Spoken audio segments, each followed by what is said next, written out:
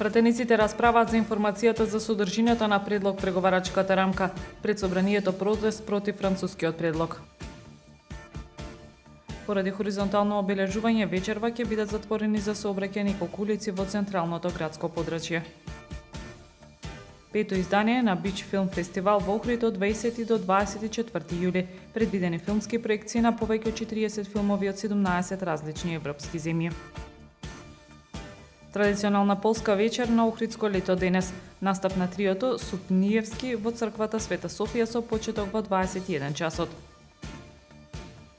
Времето утре сончево со мала до умерена локална облачност и температура во интервал од 15 до 29 степени. Следевте една минута вести на Охрид Нјуз.